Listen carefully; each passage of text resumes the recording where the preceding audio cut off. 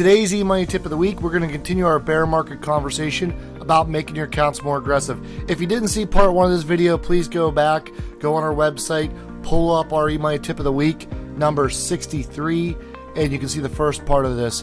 But we're going to continue on to this. So what we've done is we've built out a reallocation, and I'm going to pick up right where I left off last week. In today's eMoney tip of the week, I'm going to do part two of our Roth conversion with a donor-advised fund. Right now, as I currently record this, we're in the middle of a bear market, and this is part of my bear market conversations that I'm teaching you as a planner to be able to use eMoney to have an impact on your client in these down markets.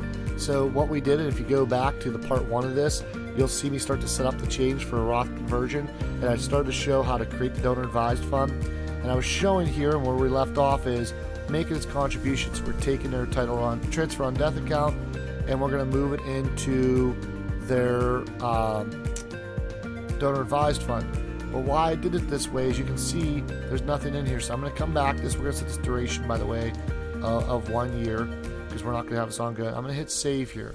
There's a reason again why I did this. So we're going to come back here to plan changes, and we're going to add a new investment. And just like we did with the Roth, because the reason why I did this is I've helped out a couple of advisors. When I was working with these planners this past year, they got this part wrong. So we're going to go under here and we're going to create a new taxable investment. I know it sounds weird, it's taxable investment. We're going to call this the Donor Advised Funds Account. And I like to give this a $1. Again, it makes it easier for me to make these all $1 so I can see them. A lot of times it's $0 depending on what we're doing, might not work. I'm going to put these at balance, by the asset mix, and by the asset mix, because we're going to be transferring stuff in here. The owner is now where we're going to change this. This is no longer going to be them, this is going to be the donor advised fund. So this has now made this an investment account that's owned by a charity. It's making it truly a donor advised fund. So again, we get save or done, I'm going to hit done. That's going to pull us back to here. Now I'm going to come back to this contribution. Again, I wouldn't normally do this order, but I'm trying to help you out with this one.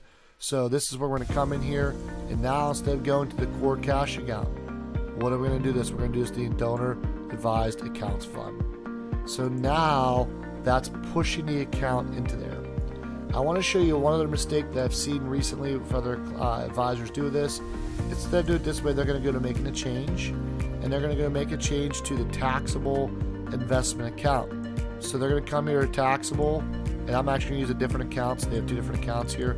We're going to edit this fact, and they're going to change the owner inside of here to the donor advised fund. I don't know why, but I've just run this is again through trial and error, and I'm going to show you how to use the ledger report, how to use the income tax report, how to use the detailed balance sheet report, along with any other tactic you want to use to show how this works for a client. But when you do this for whatever reason, and again, I've tested this, and maybe it's just my system, maybe I've set it up, and please give me a shout out if you know this way works. But what I've seen is this does not give the contributions to the charity. It just changes it. Going forward, it makes it a charitable account, but that transfer needs to happen for it to actually show the deduction on there. So I'm going to go ahead and remove this change real quick and not put that in there. So again, make sure you create the new account, make sure you make the owner the charity, and then you move it through a transfer. So now we have the donor advised fund created. That's the charity. We have the contribution or the transfer that's going inside of there, and we have the fund that is the donor advised fund. So now we have this all in here. I'm going to do one other thing, because I would typically be doing this plan inside of another plan. So I would be naming this 1, and I would be naming this 1, and I'd be naming these 2, 2, and 2. And the reason why is this helps me, if you've never seen my other eMoney tip of the weeks, to know that when I have 1 on, I want all the 1s on. When I have 2 on, I want all the 2s on.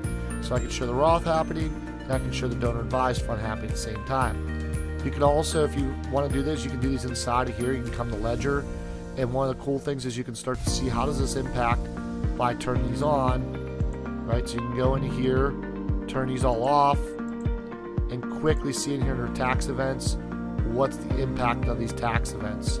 So one of the things you can see right away is how does this actually impact the plan. You can come here in income tax, and And you can start to see right away with these turning on and off, does this save his client more in income tax? I don't like to be in here because it's just too small for me. Another way to do this, and I'm going to show you one other way that I like to do this in this particular case, is I'm going to go back here. I'm going to turn these all on, by the way, before I do this. I'm going to go back to plans. You can also click up there to plans. I normally wouldn't have this many plans inside of here. This is a sample client. I've done a lot of stuff in here. So I'm going to go ahead and I'm going to duplicate this. And I'm going to call this without.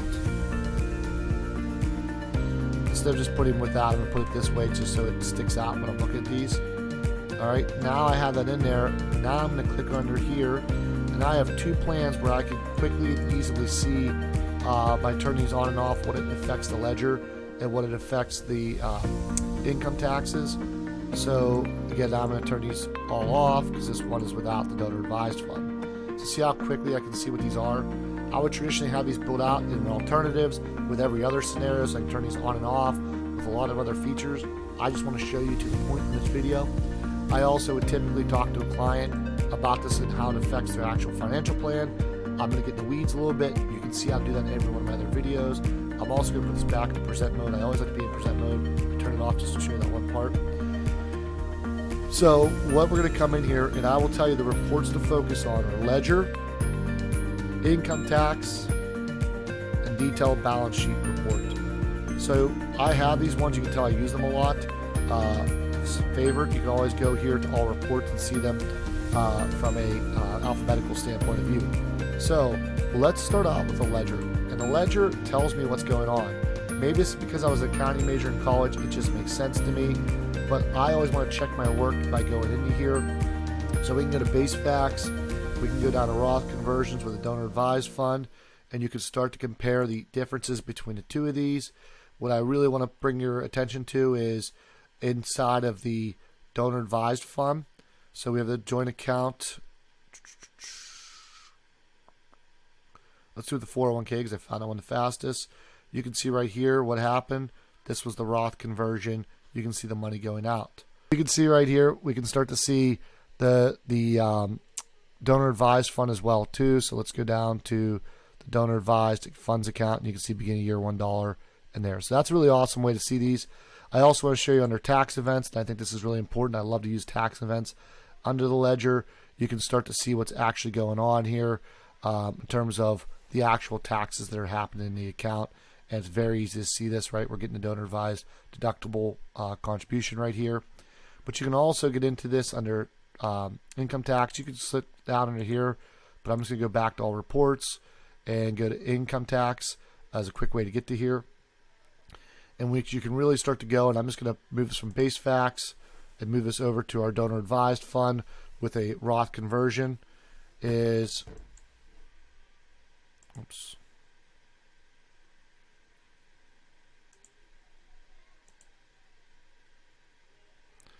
We can come in here and we can start to see all these areas in here.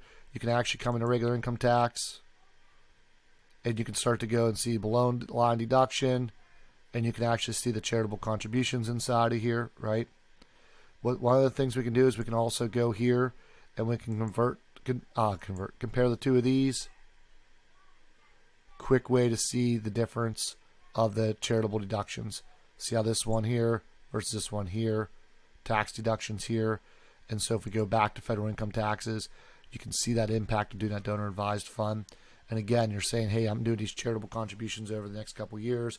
You can show and really have that impact of what this looks like. So it's a great way at these bear markets to show these strategies to your clients. I covered a really long topic in just 2 videos. There's a lot of ways you can go with this. I would love to hear from you. We hope this tip helped educate and empower you to do more plans for your clients so that you can impact more lives through financial planning.